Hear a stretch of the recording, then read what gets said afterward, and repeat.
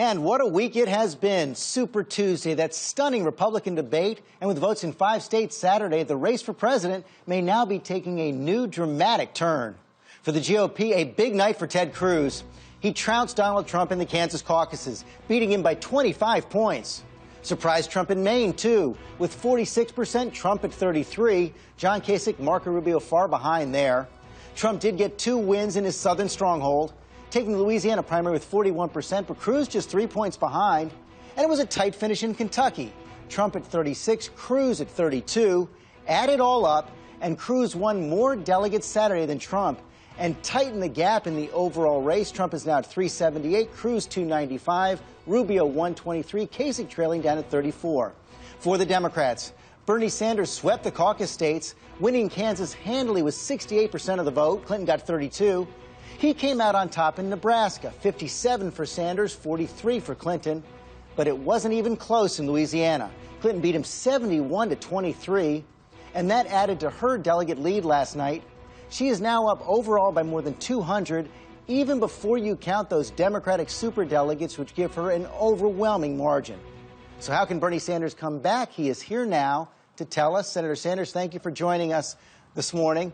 And you were admirably candid last Saturday after South Carolina. You said he got decimated. What's your take on last night? Well, I think we did great overall yesterday. We won, as you mentioned, by over 2-1 in Kansas. We did very well in Nebraska. There's going to be a caucus in Maine, and if the turnout is high, I think we're going to win there. That would mean that we'd have won 8 primaries and caucuses. And what impresses me very much, George, and it's what I mean when I talk about a political revolution, in Kansas, they had the largest voter turnout in their caucus history. That was the case in Colorado, where we won as well. In fact, in every primary and caucus that we have won by double-digit numbers, and we're winning all across the country. But so I think geographically we're looking good. I think we have a path toward victory. You've still got that demographic problem, though. You've still got that face. You're winning in these states that are overwhelmingly white, like Kansas and Nebraska. Any state that has more than about 10% African-American vote, she's killing you.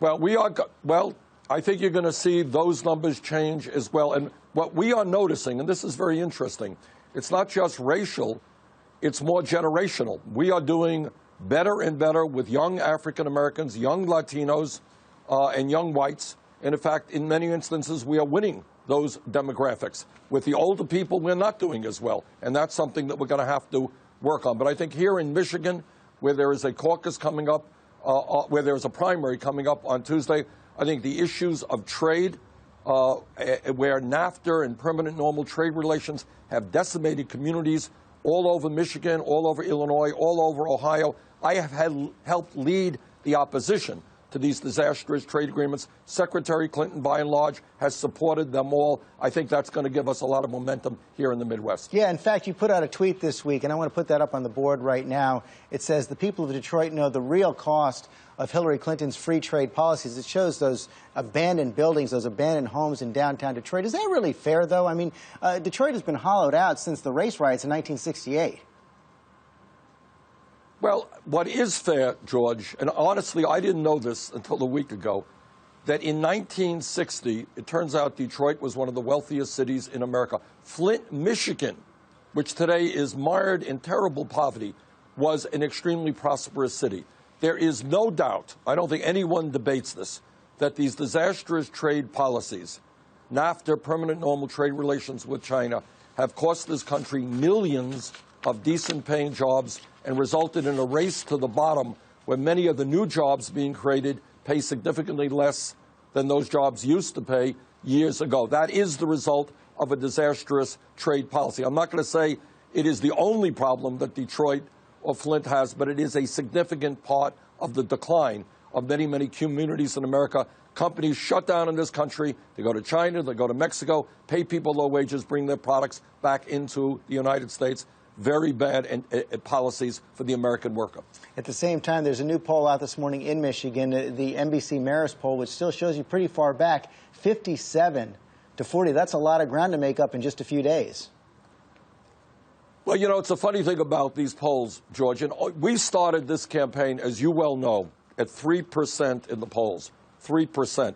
We have come a very, very long way, closing the gap nationally with Secretary Clinton. I'm very proud that in many of these matchups that take place, Sanders versus Trump, Clinton versus Trump, you know who's doing better against Trump? Bernie Sanders is. And in almost every state that we have contested, we start off in Iowa, we started off 50 points behind. New Hampshire, 30 points behind. One New Hampshire tied in Iowa. We are closing the gap here in Michigan, and I think we're going to surprise people on election night. But as you know, the delegate math is working against you. Democrats have proportional representation. She now has about a 200-delegate lead. That's bigger than any lead at this point than Barack Obama had over Hillary Clinton back in 2008. So don't you have to do something brand new to try to change the dynamic? You'd have to win by massive numbers in just about every state. Well, here's what I think. You're right. I mean, your numbers are correct. But, you know, we're still fairly early in the process. I think there's maybe 18, 19 states that have voted.